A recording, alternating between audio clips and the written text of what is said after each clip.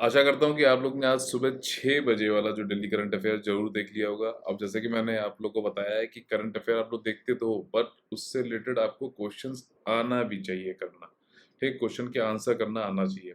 कोई भी आप इन्फॉर्मेशन पढ़ रहे हो, एक तो लिमिटेड पढ़ो, ज़्यादा मटेरियल के पीछे मत भागो, और उसके बाद आप उसको कई बार पढ़ो या फिर इतनी एकाग्रता के साथ में पढ़ो कि आप उससे रिलेटेड क्वेश्चन का आंसर तो कर पाओ। तो इसीलिए मैंने यहाँ पे इनिशिएटिव चालू किया है कि जो डेली करंट अफेयर आता है वो आपको सुबह देखना। 6 बजे आ जाता है, रोज सुबह आता है, ठीक है। 6 बजे उसे देखना, और फिर मैं उन्हीं से रिलेटेड कुछ क्वेश्चंस आपसे पूछूंगा। हो सकता है कुछ आगे पीछे हो, कुछ इनडायरेक्ट क्वेश्चंस भी हो, बट आप उसका आंसर अगर रोज करने की कोशिश करोगे तो ये आपके ब्रेन की एक्सरसाइज होगी कि भैया सिर्फ आप इंफॉर्मेशन गैदर नहीं कर रहे हो, उसका अनुप्रयोग एप्लीकेशन भी कर रहे हो। तो यही चीज आखिरी में एग्जाम में होती है। रोज इसकी आदत डालोगे तो आपका दिमाग जो है उस अप्रोच के साथ में सोचना स्टार्ट करेगा। तो आखिरी में आपको ये नहीं होगा कि आज एग्जाम है तो अब बहुत ज्यादा प्रेशर आ जाए। ठीक, तो ये चीज समझना जरूरी है। तो 24 जून करंट अफेयर के जो क्वेश्चंस हैं, पहला क्वेश्चन ये है कि सरोगेट आपका एडवर्टीजमेंट क्या होता है। ठीक, सरोगेट एडवर्टीजमेंट क्या होता है। और दूसरा क्वेश्चन है कि रेमिशन, जो छूट होता है ना, सजा में छूट करना, कि मतलब कि 10 साल की सजा है तो कुछ कम कर दिया गया, तो स्पेशल रेमिशन क्या है जो अभी बताया जा रहा है, अभी न्यूज में है, और किनको ये बेनिफिट नहीं मिलेगा। तो आपको ये भी बताना है कि किसको मिल रहा है और कौन से ऐसे जो है कन्विक्ट हैं जिनको जो है नहीं मिलने वाला है ये वाला बेनिफिट। ठीक, इसके बाद इंडिया और श्रीलंका के बीच में जो रीसेंट एनर्जी प्रोजेक्ट्स हैं वो कौन कौन से हैं, कहाँ कहाँ बना रहा है, गल्फ ऑफ मन्नार में, पाल्क स्ट्रेट में कौन से आइलैंड्स हैं, इसके बारे में जरूर देखिएगा। मैप बुक जरूर देखिएगा, ठीक है ना, इंपॉर्टेंट है। जब श्रीलंका की बात हो रही है तो देखो एक बार मैप बुक, एडम्स ब्रिज, कच्चा तीवू जो एक आइलैंड है जो डिस्प्यूटेड है इंडिया और श्रीलंका के बीच में, तो वो सारी चीजें आपको तो एक पूरा कंप्रेहेंसिव तैयारी करनी चाहिए, ठीक है ना। आप जो चीज करो उसको अच्छे से करो, ठीक। और कितना ज्यादा नहीं करना है, मतलब कि पीएचडी ना करने लगो, वो उसके लिए मैं आया हूँ आपके साथ में। इसके बाद inter state council article number, किस आर्टिकल के अंतर्गत जो है भारतीय संविधान के बनाया जाता है।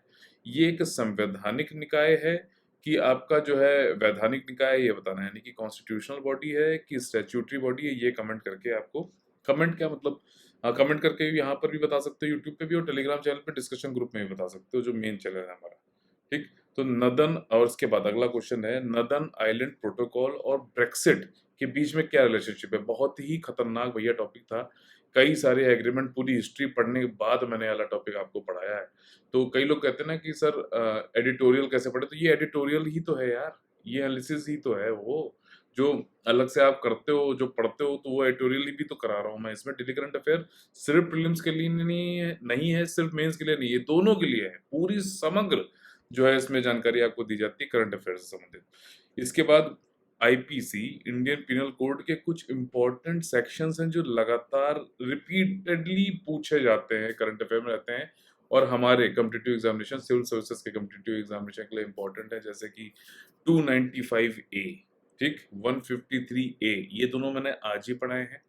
ये आपको बताना है 505, 498A, 124, ठीक है ना। तो ये इंडियन पिनल कोड के जो सेक्शन है किससे किससे संबंधित हैं, एक बार फिर से रिपीट करके इसको सुन लीजिएगा। ठीक, माइग्रेशन रिपोर्ट आई है 2020-21 की, कौन सा मंत्रालय निकालता है, और इसमें एक बताया गया है टेम्परेरी विजिटर की एक नई क्लासिफिकेशन दी गई है। वो टेम्परेरी विजिटर क्या होता है ये बताइएगा, ठीक है। बाकी पूरा अगर आप करंट अफेयर पढ़ रहे हो और ये वाला जो है इसको साथ में लेके चलोगे, रोज क्वेश्चंस के आंसर भी करते चलोगे, मैं बता रहा हूँ, और कहीं से भी आपको कहीं कुछ देखने की जरूरत नहीं पड़ेगी। और इससे आपका जो एक थिंकिंग होती है ना कि खाली पढ़ते जाओ, नहीं नहीं, उसका उपयोग भी करो ना, वो चीज़ है। अगर सचिन तेंदुलकर सिर्फ नेट प्रैक्टिस ही करता रहे और मैच में ये ना पता हो कि भैया कहाँ से गैप निकालना, क्योंकि नेट प्रैक्टिस में फील्डर्स तो लगे नहीं होते, तो अगर उसको यही नहीं मालूम है कि फील्डर्स के बीच में से गैप निकाल के कैसे रन बनाने हैं, तो कैसे होगा। तो ये चीज़ ज़रूरी है आपको। मैच, ठीक है ना, मैच खेलने पड़ते हैं, मैच से पहले प्रैक्टिस मैच खेलने पड़ते हैं, आपको तैयारी करनी पड़ती है पहले से। सिर्फ आप ये सोचो कि मैं खूब प्रैक्टिस करूंगा और फाइनली मैच वाले दिन जाके परफॉर्म कर दूंगा, वैसे नहीं होता है। ठीक, मतलब प्रैक्टिकल बातें हम लोग यहाँ पे करते हैं। फोर्टिफाइड राइस की बात हो रही है। कौन कौन सी ऐसी स्कीम है जिसके अंतर्गत जो है फोर्टिफाइड राइस यानी कि गढ़ वाले चावल दिए जा रहे हैं। ठीक, कौन कौन सी ऐसी स्कीम है, और जो फोर्टिफिकेशन ऑफ राइस होता है वो किस किस तरीके से किया जाता है। 3 तरीके होते हैं, मैंने आज ही पढ़ाया हुआ ये चीज़, वो बताइएगा। तीसरा इसमें ये है कि फूड फोर्टिफिकेशन और बायो फोर्टिफिकेशन में क्या डिफरेंस है। कुछ मतलब चीज़ें यहाँ पर आपको क्लियर करनी पड़ेंगी इसमें, क्योंकि ये पूछ सकता है।